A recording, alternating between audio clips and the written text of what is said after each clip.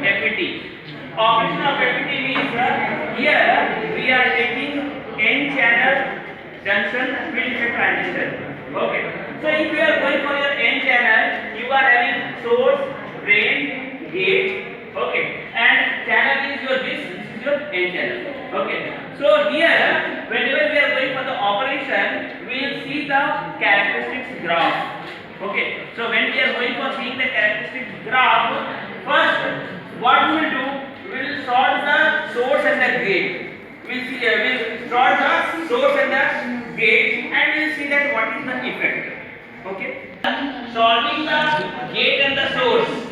Here, source and drain, they are sorting the source and the gate, means the voltage across your gate and source is 0 volts.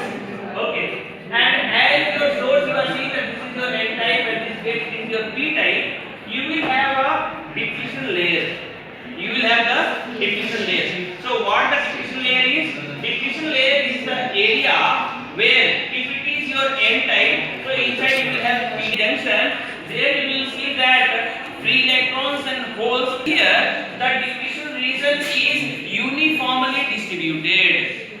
Here you are seeing that your depletion region, it is uniformly distributed. Okay. Now next we'll give the DC voltage between your source and drain, and then we will see that what is the change. Voltage, external voltage between your source and drain, then you will see that there is change in the depletion region.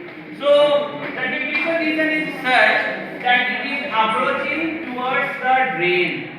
It is approaching towards the that drain is positively charged and your source it is connected to the negative of the battery. So here you will have positively charged. Here you are having the drain current. Drain current is there. Here what we are doing, that we are giving your DC voltage. When we are giving the DC voltage, the depletion region will go on increasing and it will increase up to a certain limit, and after that what will happen, this is the resultant depletion region. The resultant depletion region is such that whatever the free electrons you are having at the source, they will now unable to reach at the drain. Okay, so whatever you are having these free electrons, they will unable to reach at the drain. This you will have, and this your drain source voltage, this is also at the peak. Okay, and now whatever the resistance you are having, resistance between your source and drain, this resistance will also be the maximum resistance. So as you are having the maximum resistance, now no more flow of electron will be there from your source to drain. Okay, what we do, we will try to do the analysis of this one and we will see the characteristics. So we will go for the characteristics graph between your this drain current and your drain source voltage. So this is first step. Parallelly what we will do, here we are having this gate source voltage. This gate source voltage here also will provide some DC and then we will compare it. So what we will do, we will make a graph between your drain current and your drain source voltage. We will see that characteristics, that is your output characteristics, and we will see your graph between your drain current and your this gate source voltage. So graph between your drain current and gate source voltage, this is called the transfer characteristics. So we'll do the analysis of your output characteristics and transfer characteristics parallelly. In both, your drain current is common. As drain current is common for both, we'll use same drain current, and on your x-axis, once you go for your drain source voltage and another you go for your gate source voltage, and see what is the change. That we are having two DC voltages. One you are having that your drain source voltage, and another one you are having gate source voltage. You see the polarity. You see the polarity. If you are seeing the polarity between your source and drain, it is such that drain is positive with respect to source, as drain is positive with respect to source. Okay. Now let us see here. Here the polarity between source and gate. Here the polarity between source and gate is such that gate is negative with respect to source. Gate is negative with respect to source. Now the question is, if we are making gate positive with respect to source, what will happen? Or why we are making gate as negative with respect to source? Why? That we are following. So here what is happening, that as the drain is positive, the electrons that are moving from the source, they will approach towards the drain. The electrons that are there at the source, they will approach towards the drain. And here we are keeping the negative voltage. This we are keeping negative with respect to positive, means we are controlling the flow of electron.